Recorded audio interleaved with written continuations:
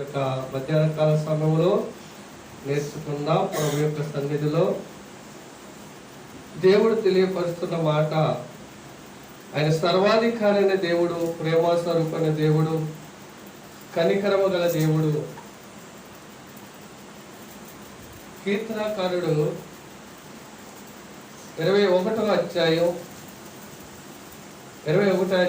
6వ వాక్యాన్ని చదువుకుందాం. నిత్యము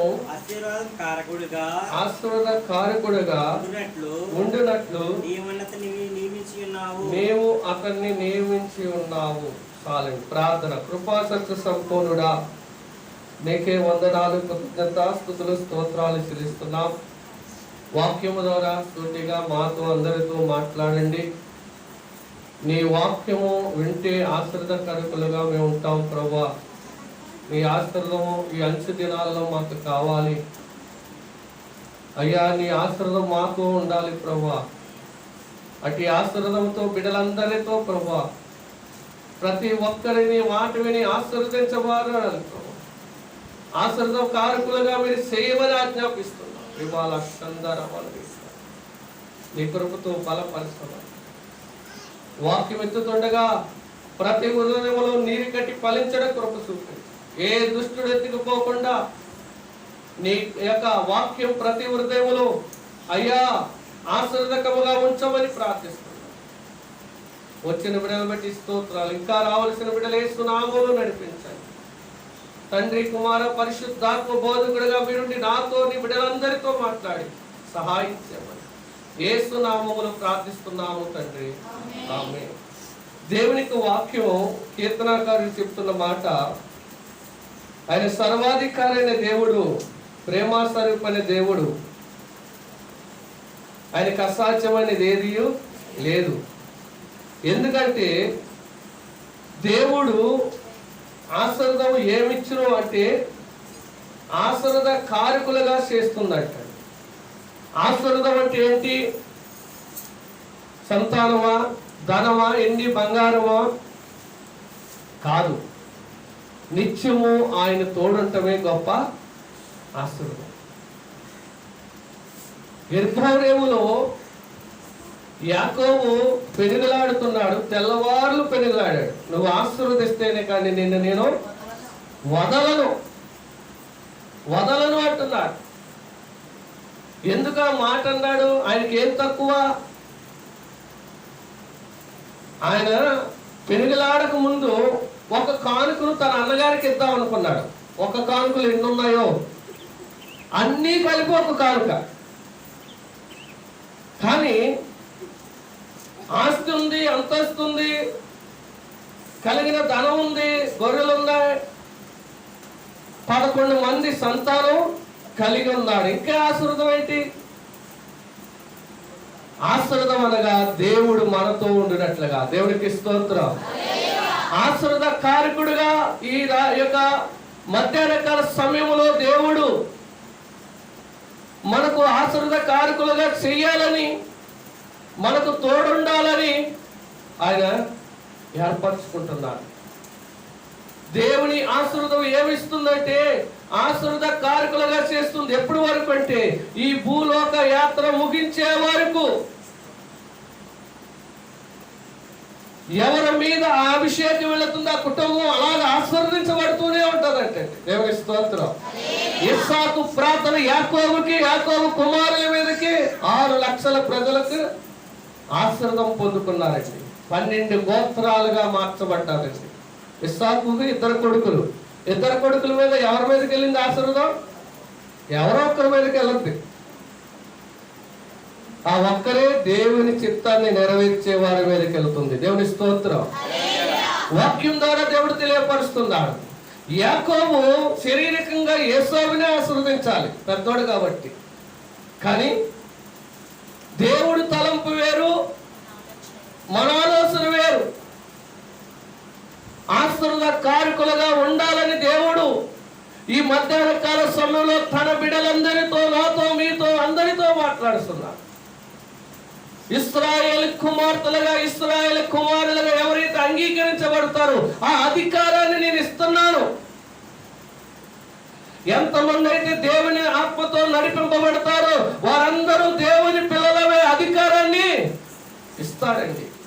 అదే ఆశ్రద కారకుడు. ఆశ్రద కారకుడుగా ఉండాలని దేవుడు ఎదురు చూస్తున్నాడు. మనల్ని ఆశ్రద కారకులుగా చెయ్యాలని, మన బిడ్డలు ఒక ఉన్నతమైన బిడ్డలుగా ఉండాలని, సాసేవారిగా కాదు, ఎదుటి వారికి సహాయం చేసేవారిగా దీవించాలని అట్టి ఆలోచన కలిగి ఉన్నాడంటే దేవునికి స్తోత్రం. వాక్యము ద్వారా దేవుడు తెలియపరుస్తున్నాడు. ఎందుకంటే ఆయన సర్వాధికారైన దేవుడు. 5వ వచనంలో నీ రక్షణ వలన అతనికి గొప్ప మహిమ. మన రక్షణ వలన మహిమ ఎవరికి రావాలి? మన ఇంటిలో ఏది కలిగినా ఏది వచ్చినా అది దేవుని ద్వారానే పొందుకున్నామని దేవునికి మహిమ పరచాలి. ప్రతి విషయంలో కృతజ్ఞతాస్తుతులు చెల్లించడం దేవుని చిత్తమై ఉన్నది. దేవునికి మహిమ వచ్చే ప్రతి వస్తువు మీద దేవుని కన్ను దృష్టి ఉంటుంది. ఏ దుష్టుడు దాన్ని అపహరింప లేడు. అట్టి ఆశీర్వాదకారకులుగా నేను చేయాలని ఆయన ఆశీర్వదిస్తున్నాడు. ఆ ఆశీర్వాదం ఎవరైతే మహిమ పరుస్తారో మహిమ కలిగను. నీ రక్షణ వలన అతనికి గొప్ప, అతనికి అనగా దేవునికి మహిమ. మహిమ పరిచిన వారిని ఏమిస్తారు? గౌరవ ప్రభావములను నీవు అతనికి ధరింపజేస్తున్నావు. ఒక గౌరవాన్ని, ఒక మర్యాదకర్తగా దేవుడు నిలబెట్టుకుంటాడంట. ఎవరికి ఇచ్చే గౌరవం వారికి, ఎవరు దేవుణ్ణి మహిమపరుస్తారో అతన్ని ఆ మహిమ బట్టి ఇదిగో ఆశీర్వాద కారకులుగా నేను వారిని ఉంచి ఒక గౌరవాన్ని వారికి నేను కలగజేస్తాను అంటున్నాడు. దేవుని యొక్క వాక్యం ద్వారా దేవుడు తెలియపరుస్తున్నాడు. సామెతలు రాసిన పుస్తకంలో కూడా దేవుడు తెలియపరుస్తున్న మాట. సామెతలు రాసిన పుస్తకంలో ఒక మాట, 29వ అధ్యాయం 29, 25. భయపడుట వలన ఊరి వచ్చును, యెహోవా వలన నమ్మిక ఉంచువారు సురక్షితముగా ఉండును. యెహోవా యందు నమ్మట నీ వలనైతే నమ్మివానికి సమస్తము. నాకు అపనమ్మకం ఉండకుండా ప్రభువా నేను నమ్ముతున్నానని బాల్యము నుండి పట్టి పీడిస్తున్న దురాత్మను విడిపించబడాలంటే తండ్రి ప్రభు పాదాల కాడ ఉన్నాడు. నేను నమ్ముతున్నానయ్యా, నాకు అపనమ్మకం ఉండకుండా ఈ కార్యము జరిగించు అన్నాడు. 9:24 మార్కు సువార్తలు. ఎప్పుడైతే తండ్రి ప్రభు పాదాలు పట్టుకున్నాడో కుమారుడు విడిపించబడ్డాడు. దేవుడికి స్తోత్రం. సురక్షితముగా కాపాడబడ్డాడు. సురక్షితముగా ఎవరైతే సహాయం ప్రభువుని అడుగుతారో, కొండల తట్టు సహాయం అడుగుతారో, కుడిమికి ఎడమికి తొట్టెళ్ళకుండా పగల ఎండ దెబ్బైనను రాత్రుల వెన్నెల దెబ్బైనను తగలకుండా కాపాడుతాడు. ఇశ్రాయేలు కాపాడువాడు కొనకొడు నిద్రపోడంట. అట్టి సురక్షితముగా కాపాడుతాడు. ఇది మొదలుకొని నిరంతరము మీ రాకపోకల యందు అయినా నిరంతరము ఆయన కాపాడుతాడంట. నిరంతరము రాకపోకల యందు ఇశ్రాయేలీయులను 40 రోజులు వెళ్ళవలసిన ప్రయాణం 40 సంవత్సరాలు పట్టింది. వారు వేసుకున్న చెప్పులు అరిగిపోలేదు, వారు వేసుకున్న వస్త్రాలు చిరిగిపోలేదు, వారి కాళ్ళు వాపులు రాలేదంటండి.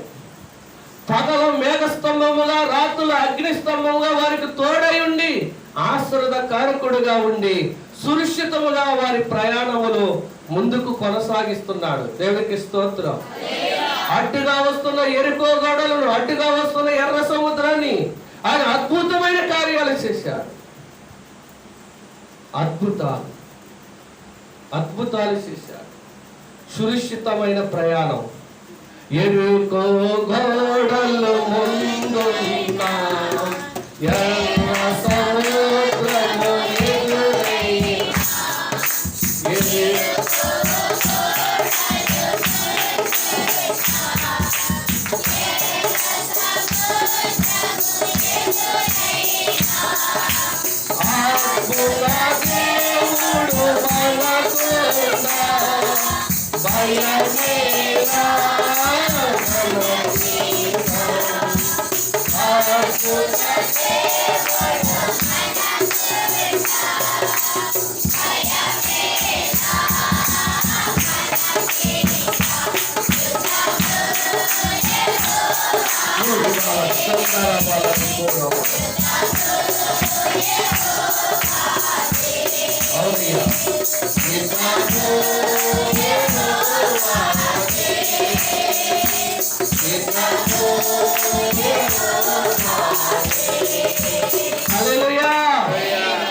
ఆయన ప్రజలను ఎలా కాపాడుతున్నాడంటే పగల మేఘస్తంభముగా రాత్రుల అగ్నిస్తంభముగా ఎర్ర సముద్రం రహదారిగా చేసి ఇరుపక్కలను నీరును గోడలుగా కట్టి తన ప్రజలను దాటించాడు. ఐగుప్తులు ఏమైపోయారు? రథాలతో సహా మునిగి నశించిపోయారు. ఈ మధ్యాహ్న కాల సమయంలో యెహోవా యందు నమ్మిక ఉంచాలి. నమ్మిక ఉంచిన వారు సురక్షితముగా వారు రక్షించబడతారు. ఆయన రక్షణ ఇచ్చినది ఎందుకు? రక్షించడానికే. ఒక ప్రశ్న, ఎందుకు పుట్టాము, ఎందుకు పెరుగుతున్నాము, మరి చనిపోతే ఎక్కడికి వెళతాం? ప్రశ్న.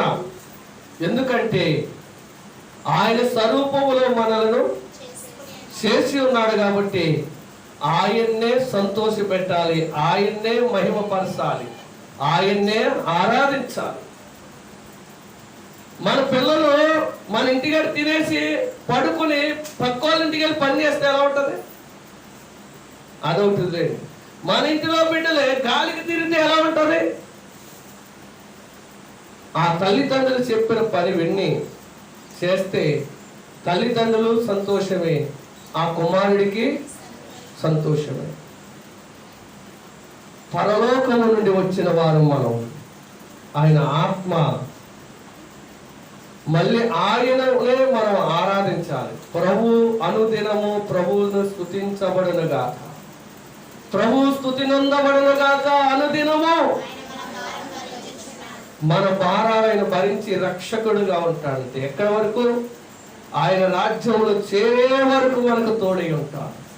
సురక్షితముగా కాపాడే దేవుడు. సురక్షితముగా ఆయన ఎవరైతే నమ్ముతారో ఆ దురాత్మ సమూహములను విడిపిస్తాడు. శత్రు సైన్యాన్ని అనగదొక్కుతాడు. ఆయన మీద నమ్మికుంచిన వారికి ఆరోగ్యాలు ఇస్తాడు. ఆయన మీద నమ్మికుంచిన వారిని ఇదిగో దేవుడు అద్భుతమైన కార్యాలు జరిగించి ఆయన ఉన్నతమైన బిడ్డలుగా దేవుడు చేయగలడు. నమ్మిక ఉంచితే సురక్షితముగా నీవు ఆరోగ్యవంతులుగా ఉంచుతాడు. ఆయన మీద నమ్మిక ఉంచిన వారి జీవితాల్లో భక్తులైన వారు, ప్రవక్తలైన వారు, ఇక్కడ కూర్చున్న నిలబడిన నాతో సహా దేవుడు అద్భుతమైన సురక్షితమైన ఆయా అద్భుతమైన కార్యము దేవుడు జరిగించాడు. సురక్షితముగా కాపాడబడతాడు. ఎందుకంటే పగల పాడు చేయ రోగం, మధ్యాహ్నం పాడు చేయ రోగముకైనను, రాత్రులు సంచరించు తెగులకైనను ఎప్పుడైతే భయపడమో అదే సురక్షితం. ఆ మహోన్నతుని సాటన మనము ధన్యుడు. అతడు నా నామం ఎరుగున్నవాడు కనుక నేను అతన్ని తప్పిస్తాను. అతడు నా నామాన్ని ఘనపరిచాడు కాబట్టి అతన్ని నేను ఘనపరచదు. ఎవరైతే ఆయన ఘనపరుస్తారో మళ్ళీ ఘనపరుస్తారు. ఆయన నామాన్ని ఎవరైతే ప్రేమిస్తారో అతడు మనల్ని తప్పిస్తాడు. పాదములకు రాయ తగలకుండా తన దూతలను యెహోవా యందు భయభక్తులు గల వారి చుట్టూ ఆయన దూతలు కావలి ఉంటాయంట. అట్టి సురక్షితాన్ని దేవుడు తన బిడ్డలకు ఈ మధ్యాహ్న కాల సమయంలో ఆయన కలిగి ఉండాలని ఆశ కలిగి ఉన్నారు. దేవుడు చేసే మేలులు, దేవుడు చేసే అద్భుతాలు, ఇదిగో మీరు ఆశ్రిత కారకులుగా ఉండాలని, మీరు ఆశీర్వదించబడ్డారు. రక్షణ పొందిన నాటి నుండి ఇదిగో మరణించే వరకు ఆశ్రితం ఎవరి మీద నుండి తీయబడదు. మరణించిన తర్వాతే ఆ ఆశ్రితం తన బిడ్డల మీదకి వెళ్తుంది, లేదంటే తన బిడ్డలు సరిలేకపోతే తనకు కలిగి ఉన్న వారి మీదకి దేవుడు పంపుతాడు. సొలొమోను తర్వాత సొలొమోను కొడుకులకు రాలేదు. ఎవరికి వెళ్ళింది?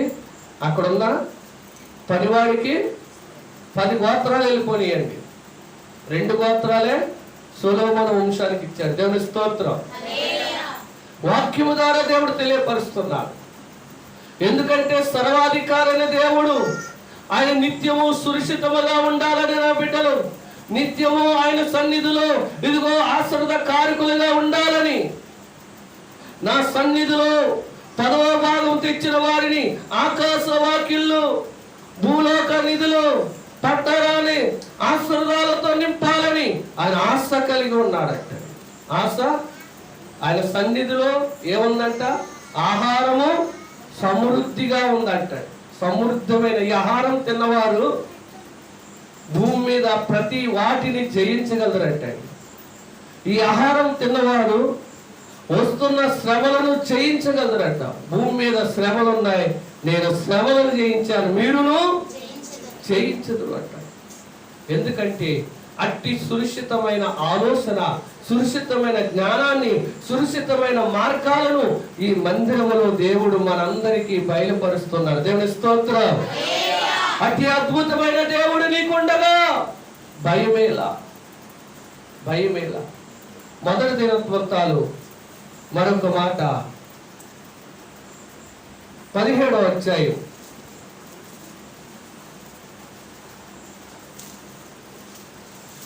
17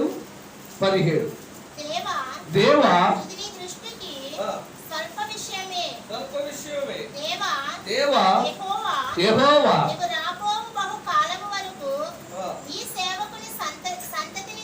నీ సేవకుని సంతతిని గూర్చి సెలవిచ్చి మనుషులతో మనుషుని మాట్లాడినట్లు నాతో మాట్లాడి దేవునికి స్తోత్రం. ఆయన సన్నిధిలో నిలుచుండే భాగ్యాన్ని ఇస్తున్నాడు. ఘనత, ఏ ఆశ్రదం ఇస్తున్నాడు? ఒక ఘనతని ఇస్తున్నాడు. మొదటిగా ఆశ్రద కారకుడుగా ఉండాలని, రెండవది సురక్షితాన్ని ఇవ్వాలని, మూడవది ఘనతని. ఘనత వాక్యం ద్వారా దేవుడు తెలియపరుస్తున్న మాట. నా సంతతి ఘనత చెందునని మాట ఇచ్చి ఉన్నావు. నీ దాసులకు నాకు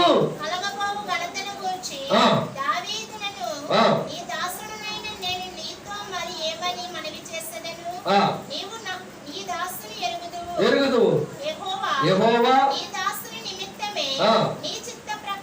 నీ చిత్త ప్రకారం ఈ మహాఘనత కలుగునని నీవు తెలియజేసి ఉన్నావు. ఈ గొప్ప కార్యములు చేసి ఉన్నావు. యెహోవా నిజము, ఎవడును లేడు, ఏ దేవుడును లేడు.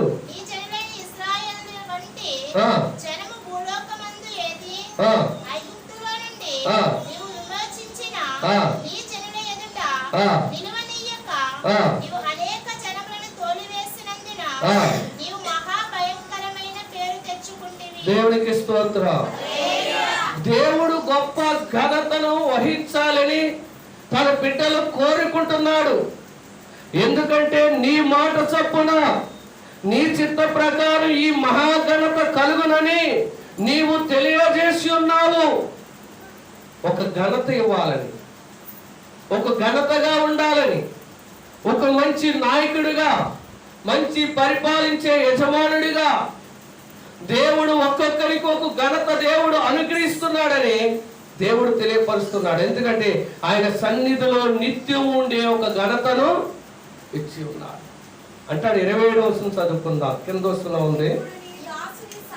ఇప్పుడు నీ దాసుని సంతతి నిత్యము దేవునికి స్తోత్రం.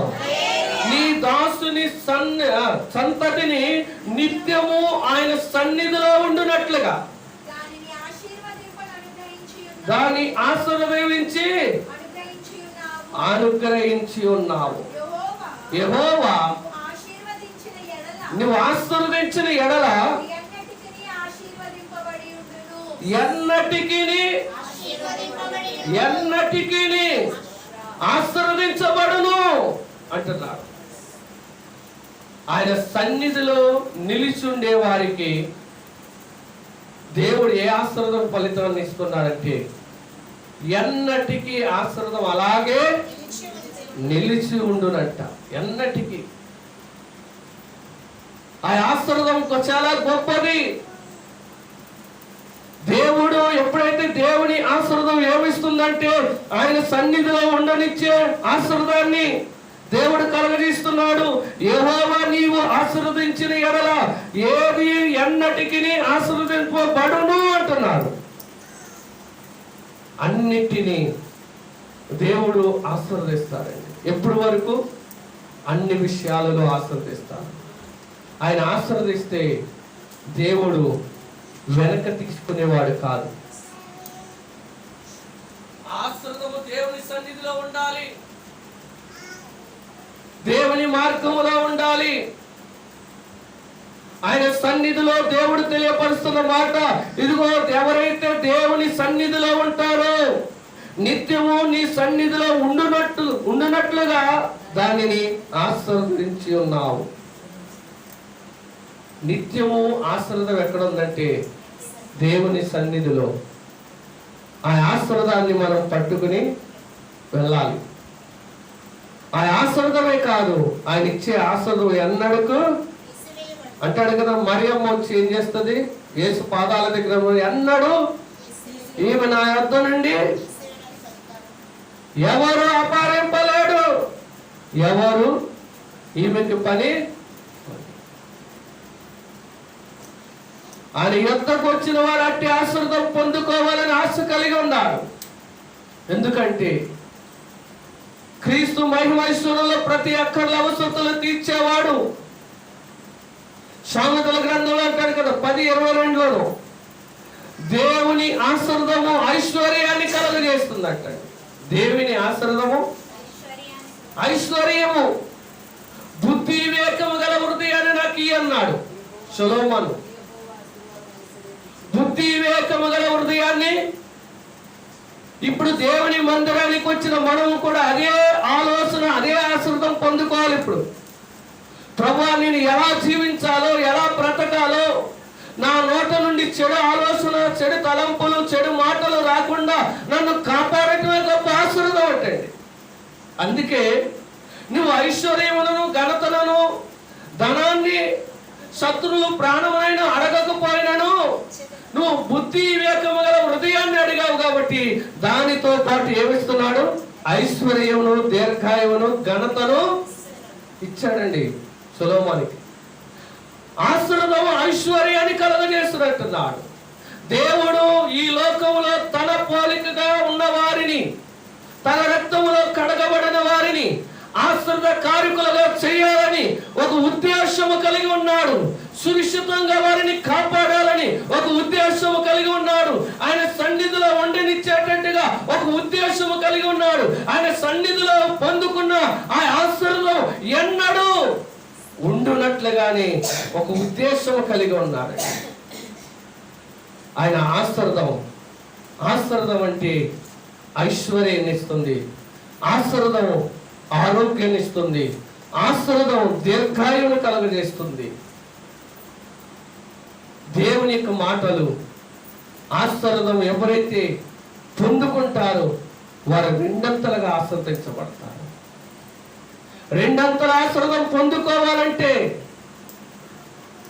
సురక్షితముగా రక్షించబడుతున్నామంటే దేవుని కాపుదల వారిలో ఉన్నది కాబట్టి. భక్తుడని ఏ జీవితంలో చూస్తే దేవుని ఆశీర్వాదం పొందుకున్నాడు. భూ సంబంధమైన ఆశీర్వాదం వైపు మనసు పెట్టలేదు.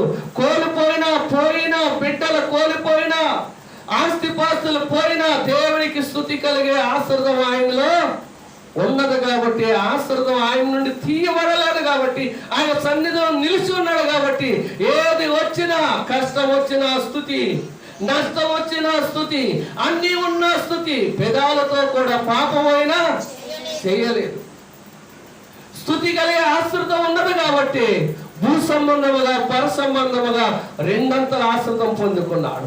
ఆ ఆశ్రితం ఎవరైతే ఉంటుంది మధ్యాహ్న కాల సమయంలో కష్టాలు వచ్చినా, బాధలు వచ్చినా, నిందలు వచ్చినా, అవమానాలు వచ్చినా, వేదలు వెంటాడినా నీవు స్తుతి కలిగే హృదయం అనే ఆశ్రితం మీలో ఉంటే రెండంతలుగా మనం ఆశీర్వదించబడతాం. రెండంతల ఆశీర్వాద కారకుడిగా దేవుడు భూమి మీద ఏవు ఒక్కడే పొందుకున్నాడు. ఏవు ఒక్కడే ఉన్నాడండి. ఏవు స్తుతి కలిగే ఆశ్రితం పొందుకున్నాడు. ఏవు స్తుతించే ఆరాధన కలిగే ఆశ్రితం పొందుకున్నాడు కాబట్టి ఎన్నో నష్టాలు జరిగినాయి. తన బిడ్డలే లోకాన్ని నుండి విడిచి వెళ్ళిపోయారు. తన ఆస్తి చిన్నాభిన్నం అయిపోయింది. తన స్నేహితులు ఉమ్మూచి రకరకాల హింసిస్తున్నారు. తన భార్య ఆ యథార్థతను విడిచిపెట్టి మరణించాలి. అయినా దేవుని ఆశీర్వాదం ఉంది కాబట్టి, ఆశీర్వాద కారకుడిగా ఉన్నాడు కాబట్టి, సురక్షితముగా ఉన్నాడు కాబట్టి, ఆయన సన్నిధిలో నిలబడి ఉన్నాడు కాబట్టి తన జీవితంలో చూడండి రెండంతలుగా దేవుడు ఆస్వాదించాడు. దేవునికి స్తోత్రం. దేవుని ఆశీర్వాదం ఐశ్వర్యాన్ని ఇస్తుంది. లోకంలో కలిగిన వాటిని కాదండి ఆశీర్వాదము. దేవుడు మనలో ఉంటే, దేవుడు మనతో ఉంటే ధనం ఇవ్వలేనిది, కన్న బిడ్డలు ఇవ్వలేనిది, బంధువులు స్నేహితులు ఇవ్వలేనిది, అధికార బలం ఇవ్వలేనిది, మనకున్న జ్ఞాన బలం ఇవ్వలేనిది దేవుడు అట్టి ఆశీర్వాదము దేవుడు మనలో ఉంటే ఆ ఆశీర్వాదం దేవుని ద్వారానే మనం పొందుకోగలము. దేవుని ద్వారానే. యాకోబుకి ఏం తక్కువండి ఆశీర్వదిస్తేనే కానీ నిన్ను నేను నీ బిడ్డగా అవ్వాలి, నీవు నాకు దేవుడిగా ఉండాలి, అదే ఆశీర్వాదం పొందుకున్నాడు. ఏవు గారు కూడా లోకం వైపు, తన ఆస్తి వైపు, తన పిల్లల వైపు, తన శరీరం వైపు, నిందిస్తున్న వారి వైపు మనసు పెట్టలేదండి. సాతాను గారు చెప్పాడు, ఇక్కడ ఉన్న వారందరూ నిన్ను ఆరాధించడానికి రాలేదు, కానీ నువ్వు ఇచ్చే బహుమతులు పొందుకుని వెళ్దామనే వచ్చారని చెప్తే భూమి అంతటా పరిశీలించి చూస్తే ఏవు ఒక్కడే ఆశీర్వాదం పొందుకునేవాడిగా కనిపిస్తున్నాడంటే దేవుడు అలా ఆస్వాదించిన వారికి ఏమేస్తాడంటే కంచె, వారికి కలిగి ఉన్నది ఏది ఎంత తీసివేయబడదంటే నువ్వు వేసిన కంచె తీసే అన్నాడు. కంచె తీసిన నాటి నుండి బాధలు, ఇబ్బందులు, కరువులు, అనారోగ్యాలు, బిడ్డలు చనిపోయారు, ఆస్తుపాతులు అన్నీ పోనీయండి. ఇశ్రాయేలు దేవుడు కొనకడు, నిద్రపోడు. నిజముగా ఎన్ని పోయినా దేవుడిచ్చాడు, దేవుడే తీసుకున్నాడు. దేవునికి మహిమ కలుగును గాక, దేవునికి స్తుతి కలుగును గాక అన్నాడు తప్ప మరొక మాట ఆయన నోట పలకలేదు. ఆయన ఆశీర్వాదం పొందుకోవాలి. దేవుని ఆశీర్వాదం ఏమిచ్చును అంటే ఐశ్వర్యాన్ని ఇస్తుంది. దేవుని ఆశీర్వాదం ఏమిస్తుందంటే సురక్షితాన్ని కలుగజేస్తుంది, సురక్షితముగా కాపాడుతుంది. దేవుని ఆశీర్వాద కారకులుగా చేస్తుంది. దేవుని ఆశీర్వాదం ఆయన సన్నిధిలో ఉండనిచ్చేటట్టుగా చేస్తుంది. దేవుని ఆశీర్వాదం అది ఎన్నడూ కోల్పోకుండా నిత్యము వారి మీదే, నిత్యము ఆశీర్వాదం. దేవుని మాట విన్నాడు, నీవు ఆశీర్వదిస్తే నీ వెళ్ళేమన్న స్థలాల్లోకి నేను వెళ్తానన్నాడు. గచ్చు పొదలు, ముళ్ళ పొదల్లోకి వెళ్ళాడండి. అబ్రాము 75వ సంవత్సరంలో పిలువబడ్డాడు. ఆ మాట పట్టుకుని ముందుకు సాగిపోయాడండి. ఎక్కడికి వెళితే ఆ స్థలాలు విస్తరించబడుతున్నాయి. 13:6 అంటాడు, భూమి పట్టనంతగా దేవుడు ఆశీర్వదించాడు, భూమి పట్టనంతగా దీవించాడు. దేవుని మాటకు విధేయత కలిగి ఉన్నాడు. తనలో ఉన్న ఆలోచనలు తొలగించాడు. దేవుని ప్రకారముగా నడుచుకుని దేవుని వాగ్దానంతో ముందుకు అడుగు వేసి వెనక తీయక ముందు అడుగేశాడండి. అందుకే 24 అధ్యాయంలోకి వచ్చాక ఏమంటున్నాడంటే చదువుకుందాం. ఆదికాండం 24 అధ్యాయం మొదటి వచనంలోనే మనం చదువుకుందాం. అబ్రహాము బహుకాలము గడిచిన వృద్ధుడై ఉండెను, అన్ని విషయంలోనూ అబ్రహామును ఆశీర్వదించినట్ట. అన్ని విషయాల్లోనూ ఆశీర్వదించబడ్డాడు. 24 వచనంలో ఏముంది? అదే అధ్యాయం 24 వచనం.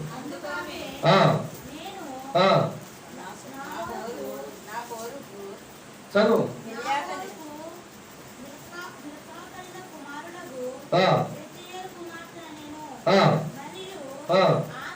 ఆమె గడ్డియు మేతయు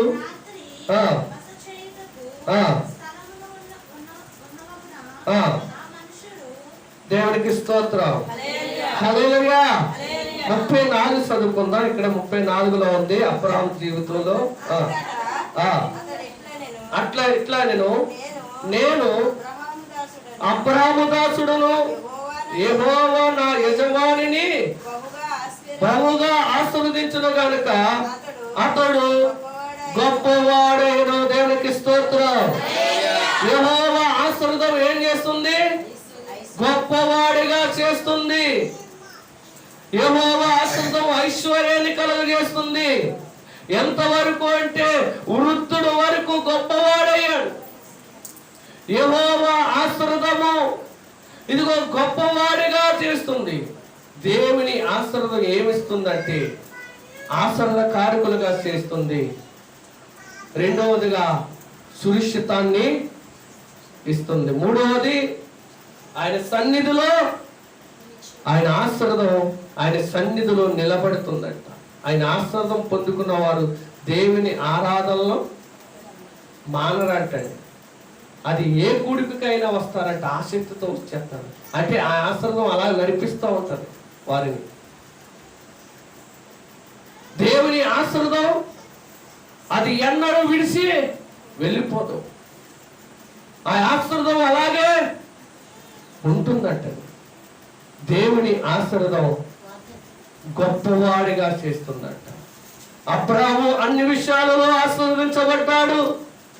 అన్ని విషయాలలో ఆశీర్వదించబడటమే కాదు, ఇదిగో ఆయన ఆశీర్వాదము ఇదిగో గొప్పవాడిగా యెహోవా నా యజమాని బహుగా ఆశీర్వదించును గనుక అతడు గొప్పవాడయ్యను. దేవుడు ఆశీర్వదిస్తే గొప్పవారుగా చేస్తుంది. దేవుడు ఆశీర్వదిస్తే ఉన్నత ఘనతగా దేవుడు ఆశీర్వదిస్తాడు. ఎవరైతే మహిమపరుస్తారో, దేవుణ్ణి ఎవరైతే మహిమపరుస్తారో వారిని గొప్పవారుగా ఆశీర్వదిస్తుంది. ఈ మధ్యాహ్న కాల సమయంలో దేవుడు తెలియపరుస్తున్నాడు, ఆయన సన్నిధికి ఎవరైతే వస్తారో, ఆయన సన్నిధిలో ఎవరైతే నిలబడతారో, ఇప్పటి వరకు అంతం వరకు నిలబడిన వారు పరలోక ఆశీర్వాదాన్ని పొందుకుంటారు. దేవునికి స్తోత్రం. వాక్యము ద్వారా దేవుడు తెలియపరుస్తున్నాడు. ఈ మధ్యాహ్న కాల సమయంలో ఇదిగో నేను ఆశీర్వదించి గొప్పవారుగా దీవించాలని ఆశ కలిగి ఉన్నాడు. దేవుని ఆశీర్వాదం ఏ ఫలితాన్ని దేవుడు అనుగ్రహిస్తున్నాడు మనం చూసి ఉన్నాం, విని ఉన్నాం. మన జీవితాల్లో కూడా అట్టి సురక్షితాన్ని, అట్టి గొప్ప ఆశీర్వాదాన్ని కూడా దేవుడు అనుగ్రహించాడు. బహుగా ఆశీర్వదించబడ్డాడు. బహుగా అంటే అన్ని విషయాలలోనూ ఆకాశ నక్షత్రముల వలెను, భూమి మీద ఇసుక రేణుల వలెను నీ సంతానాన్ని నేను ఆశీర్వదిస్తాను. ఒక మాట, ఆ ఆశీర్వాదం పొందుకోవాలంటే దానియేలు గ్రంథంలో అంటాడు, ఆకాశ నక్షత్రం వల్ల ఆశీర్వదించబడటం అంటే ఏంటి? ఎంతమంది అయితే ఆయన సన్నిధికి నడిపిస్తారు, ఎంతమంది అయితే ఆయన సన్నిధికి నడిపిస్తారు వారు ఆకాశ నక్షత్రం వలె ఉంటారు. చదువుతారా? 12:3 చదవండి. ఆ దానియేలు గ్రంథంలో. బుద్ధిమంతులైతే జ్యోతిని పోలిన వారై ప్రకాశింతురు. నీతి మార్గం అనుసరించి నడుచుకున్నట్లు ఎవరు అనేకులను ప్రభువు వైపు తిప్పుతారో వారి నక్షత్రముల వలె నిరంతరము ప్రకాశించెదరు. దేవునికి స్తోత్రం. అంతగా దేవుడు ఆశీర్వదిస్తాడండి. ఎంతమంది అయితే దేవుణ్ణి నడిపిస్తారు, దేవుని వైపుకు మళ్ళిస్తారు, వారు ఆకాశ మండలములో ఒక జ్యోతి వలె, ఒక నక్షత్రం వలె ప్రకాశిస్తారని దేవుడు వాగ్దానాలతో పలుకుతున్నాడు. నీవు ఆకాశ నక్షత్రం, అనేకమైన వారికి వెలుగునిచ్చేటట్టుగా, అనేకమైన వారికి దీవెనకరముగా ఉండినట్లుగా దేవుడు ఆశ కలిగి ఉన్నాడు. దేవునికి స్తోత్రం. హల్లెలూయా. ఆకాశ గగనాలలో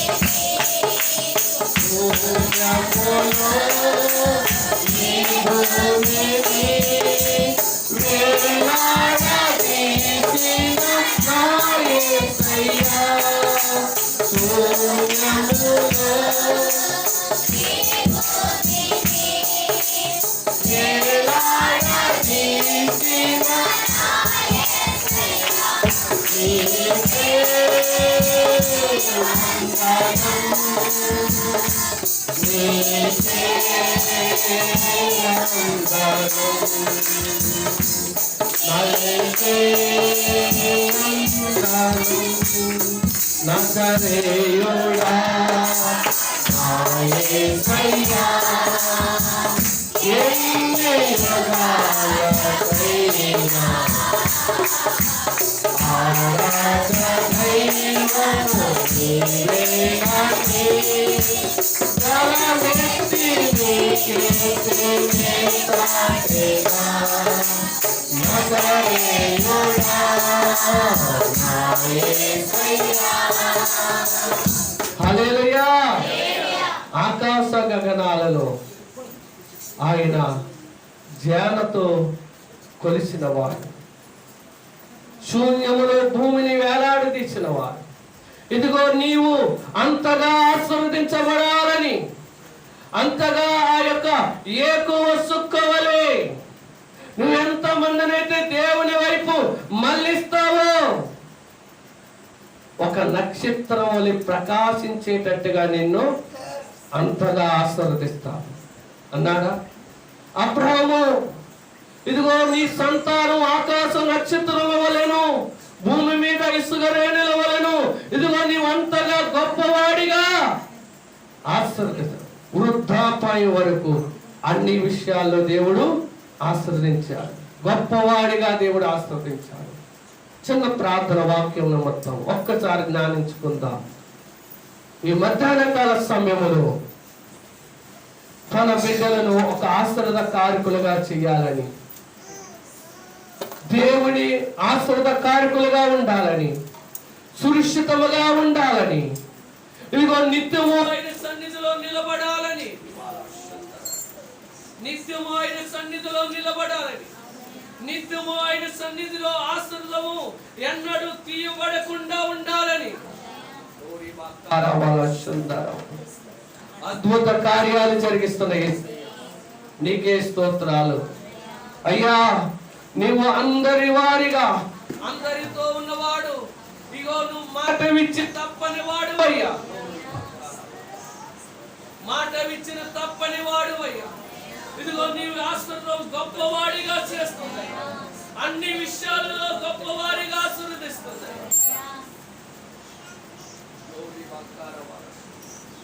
ప్రభా ఈ మధ్యాహ్న కాల సమయంలో అయ్యా నన్ను ఆశీర్వాదకారకుడిగా చేయండి, నన్ను ఆశీర్వాదకారకుడిగా చేయండి అయ్యా. ఈ లోకంలో సురక్షితముగా నేను జీవించాలయ్యా. అయ్యా నీ సన్నిధిలో నిత్యము నిలబడాలయ్యా. నీ ఆశీర్వాదం నా నుండి తీసివేయకయ్యా. వృద్ధాప్యం వరకు నన్ను గొప్పవాడిగా చేయి ప్రభువా. ఇగో నీ యందు నమ్మిక ఉంచిన వారిని సురక్షితముగా కాపాడుతాను వాగ్దానం ఇచ్చిన దేవా. ఇగో నీ బిడ్డల నమ్మిక వచ్చారయ్యా, నేను నమ్మి వచ్చారయ్యా, నీ మీద నమ్మిక ఉంచి ఉన్నారయ్యా. ఈ లోకములో కలిగి ఉన్నది కాదయ్యా, ఈ లోకములో నీ ఉంటేనే గొప్ప ఆశీర్వాదమయ్యా. క్రీస్తు మహిమైశ్వర్యాల ప్రతి అవసరతలు తీర్చండి ప్రభువా. నీ ఆశీర్వాదం ఐశ్వర్యం ఇస్తుందయ్యా, నీ ఐశ్వర్యం దీర్ఘాయువును కలుగజేస్తుందయ్యా. నీ ఐశ్వర్యం జ్ఞానాన్ని కలుగజేస్తుంది. ఇగో నీ బిడ్డలు ప్రభువా, నీ సన్నిధికి వచ్చిన వారిని నిత్యము ఆశీర్వాదము పొందుకునే వారిగా ఆశీర్వదించబడి అది ఎన్నడూ తీయబడకుండా ప్రభువా, వృద్ధాపాయం వరకు ప్రభువా, ఆకాశ నక్షత్రం వలె ప్రకాశించేటట్టుగా ప్రభువా, అంతటి గొప్పవారిగా మీరు ఆశీర్వదించి దీవించమని ప్రార్థిస్తున్నాం. వాక్యం ప్రతి హృదయంలో నీరు కట్టి ఫలించడకు కృప చూపించమని, జరుగుతున్న కొడుకుని నీకు మహిమార్థమని అనిపించమని యేసు నామములో ప్రార్థిస్తున్నాము తండ్రి. ఆమేన్.